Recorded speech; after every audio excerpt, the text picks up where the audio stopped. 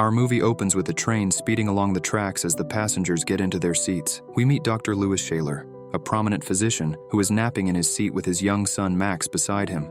Max tugs at Louis, pleading with him to play a game.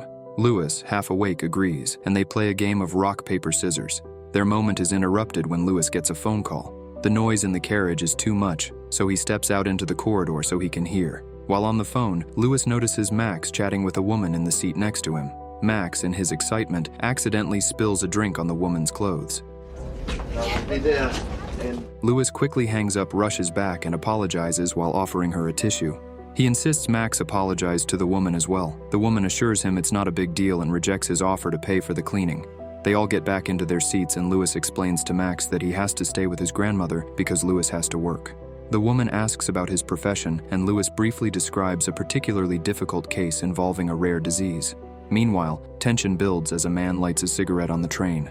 The train guard approaches to enforce the no-smoking policy, leading to a heated argument. Another passenger steps in to support the guard. And eventually, the smoker reluctantly throws his cigarette out, but not without hurling insults at both the guard and the intervening passenger. I will be in the bar. Suddenly, a moment of panic ensues as Max opens the train door and almost falls out. Louis, with quick reflexes, grabs him just in time. He initially scolds Max out of fear, but seeing his son's shock and fear, he softens his tone and gently comforts him. The guard continues his rounds, checking tickets as the train continues. On the train, Louis realizes that the woman he has been interacting with is now gone. Max mentions that she hasn't said goodbye. They both then try to fall back to sleep. Meanwhile, after completing his rounds, the guard walks into the corridor. Suddenly, he is grabbed by an unseen force.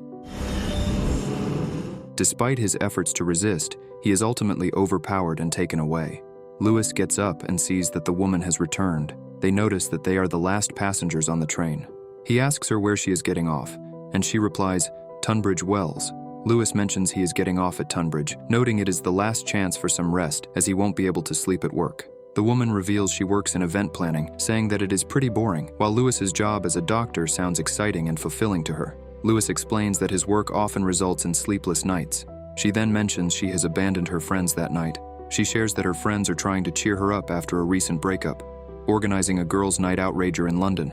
Louis humorously notes that as a single dad, he can't imagine partying all night. The conversation takes a lighter turn when she jokingly asks him to guess her medical condition, leading Louis to demonstrate his diagnostic skills, checking her for a heart murmur, and explaining how the process works. As they continue to chat, the woman brings up the drink stain on her coat, jokingly suggesting that Louis buy her a new one with all the money he makes as a doctor. She offers to give him her number, introducing herself as Sarah Barwell. They banter about her handwriting. She then tells him to get some rest, promising to wake him before Tunbridge. When Louis suddenly wakes up, he realizes the train has stopped. He looks through the glass window and thinks he sees an injured man crawling on the tracks. Seeing that Max is still asleep, he decides to wake Sarah and asks her to look after Max while he goes to find the guard. As he makes his way through the train, he encounters a man who informs him that someone outside appears to be hurt. The man suggests that Louis call an ambulance but insists there is nothing more he can do. Following the man's advice, Louis calls for an ambulance. When Louis returns, he finds Max and Sarah playing together. He tells Sarah that he saw someone crawling by the tracks earlier, which makes them decide to search the train for the guard together. As they get to their destination, Louis and Max prepare to get off, saying their goodbyes. Sarah reminds Louis that he has her number and kisses him. However, the train doesn't stop, causing Louis and Max to miss their stop. A woman from the first-class carriage invites them to sit with her, and they accept. Determined to address the issue, Louis makes his way to the conductor to inform him that the train has missed its stop. Louis calls to notify his colleague that he is stuck on a train. He then tries to communicate with the conductor through the intercom. I really need to speak to someone. The conductor asks how many passengers are left, and Louis tells him there are 6 passengers. Louis tries to tell him that he missed his stop and there is someone hurt on the tracks, but the conductor doesn't reply. Louis starts knocking on the conductor's door, trying to explain his urgency, because he's a doctor and needs to get to work. The man he spoke to earlier approaches, questioning if Louis has found the guard. Louis mentions he has only found the guard's ticket machine and expresses concern about something being wrong with the conductor. The man suggests the conductor is simply ignoring Louis and indicates he would do the same. Suddenly, the train shakes violently. Louis pulls the emergency alarm, but there is no response. The man who has been questioning Lewis also notices that the train has passed his stop, causing him to panic. The smoker from earlier, John, joins them. Lewis shares his earlier sighting of a man on the train tracks, which only heightens the tension. Peter, the older man, begins questioning John suspiciously, asking about his attire and if he works for the railway. John clarifies that he works as a cleaner for the London Underground and hasn't seen the guard recently. Peter introduces himself to Lewis, continuing to probe John for information. John, feeling accused, insists he hasn't been outside. Peter suggests that whoever let the air out of the brakes is likely the same person now driving the train, hinting at a sinister plot. The atmosphere grows increasingly tense as they grapple with the unfolding mystery and their growing fear. Sarah arrives, and Lewis immediately asks where Max is. She reassures him that Max is with Elaine. Lewis and Sarah then go to see if there is a way to activate the brakes.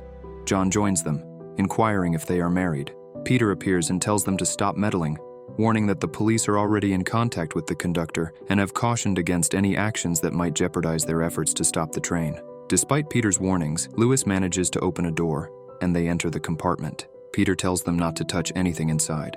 They discover there is no brake mechanism to stop the train. John suggests they could jump out through a back door, but the others quickly dismiss the idea as too dangerous. As they continue searching, they find a handbrake and attempt to use it. The train begins to stop forcefully, causing sparks to fly as the wheels scrape against the tracks. However, the train suddenly accelerates again. In the ensuing chaos, Peter tries to stop them, but John punches him, pushing him away. Their desperate attempts to stop the train ultimately prove futile. They get back together with the others and begin discussing a new plan. Lewis reiterates that the conductor has asked him how many passengers are left, suggesting something isn't right. John proposes breaking down the conductor's door, but Peter sarcastically mentions they would need a battering ram, suggesting they should just wait for the police instead. The group then speculates about their current location, thinking they must be approaching Stonegate. They discuss the possibility of a road crossing after Stonegate. They debate whether the crossing is automatic or manual, concluding that if it is manual, it would depend on the conductor to stop the train, assuming the brakes even worked. Peter points out the danger of hitting a car at the crossing, which could derail the train. A grim possibility John finds amusing. The severity of the situation sinks in as they realize that if they hit the crossing at 100 miles per hour, it could be catastrophic. Lewis suggests calling the police to ensure they are prepared for their arrival. They learn that the road crossing is a couple of miles past the tunnel before the station, calculating they have about 80 seconds to figure things out at their current speed. The gravity of their predicament becomes painfully clear, and they brace themselves for the approaching collision. Peter keeps trying to contact the police, but it seems futile. Meanwhile, Lewis focuses on keeping Max calm, with Sarah joining them and playing games to distract him. Suddenly, Lewis sees a police car outside just as the train collides with a car crossing the tracks, causing a massive explosion. Elaine, overcome by the shock and stress, begins to feel unwell and eventually passes out. Lewis rushes to her side and discovers she is in cardiac arrest. He frantically searches her bag for medication but finds nothing. Despite his best efforts to perform CPR, he can't revive Elaine. John then approaches Lewis, insisting they need to break down the conductor's door. Initially, Lewis is reluctant to give up on Elaine, continuing his attempts at CPR. However, the urgency of the situation and the others' insistence that they have to act forces Lewis to abandon his efforts and join them in their plan to confront the train conductor. Lewis picks up a fire extinguisher and tries to break down the door to the conductor's cab, but his efforts are in vain. John then tries to use a metal rod to pry open the door. Nothing seems to be working, so Lewis starts smashing the glass window. Despite John's hesitation, Lewis climbs through the broken window and enters the compartment. Inside, Lewis finds the body of the conductor. He then notices a tinted glass panel and sees the conductor's hand through it. Desperately, he begs the conductor to stop the train and let the passengers off, but there is no response. Lewis then attempts to break the tinted glass, triggering an alarm. Ignoring the blaring sound, he continues his efforts to open the door, but his attempts with the metal rod are futile. They return to their seats, and Peter begins sharing what he has learned. He mentions that authorities are working on something further down the line and have found the conductor just as Lewis described on the tracks. It seems the conductor has been attacked by someone on the train. Lewis realizes he has seen the attacker earlier, recognizing his motorcycle helmet. He recalls that the man nearly got off at London Bridge as if he had missed his stop. Peter theorizes that this individual has killed the guard, dragged him into the compartment, pulled the emergency brake to release the air from the brakes, and then took over the conductor's cab, throwing him out in the process. Peter then brings up the Moorgate crash from about 30 years ago. a tragic event on the Northern Line where a train continued to accelerate instead of slowing down, killing the conductor and 40 other passengers. The cause was never definitively proven, but there was speculation that it was a case of conductor suicide. They find a manual and try to find a way to stop the train. John explains a method to do it, but Peter is skeptical. John mentions he has graduated in engineering, trying to reassure the others. He then announces his intention to go outside the train, prompting immediate concern from everyone else, who warn him it's too dangerous. Peter interjects, explaining that after Cuxton, trains typically slow down due to poor track conditions to Hastings. Peter suggests that if John is determined to go outside, he should wait until after Cuxton, when the train would be forced to reduce speed. John argues that the current conductor will not slow down, speculating that he intends to derail the train. Peter agrees, noting that the conductor seems like he wants to end his own life but doubts he would want to die in an unremarkable location. They all sit down, deciding to wait while discussing their personal lives to pass the time. As they near Cuxton, John prepares to go outside and uncouple the train carriages. He begins his task, but is interrupted by the sudden approach of a single-track tunnel. Lewis acts quickly, saving John by pulling him back on board right before the train enters the tunnel. Inside, they try to calm John down after the terrifying experience. Suddenly, the train comes to a halt, but they find they can't open the doors to get out. It turns out that the police tried to set up a blockade using sandbags, which only temporarily stopped the train. The narrow clearance of the tunnel prevents any of the passengers from opening the doors and escaping, leaving them trapped inside. Suspecting they are now close to a deadly crash at the Hastings station buffers, Lewis decides to create an improvised explosive using the last remaining fire extinguisher.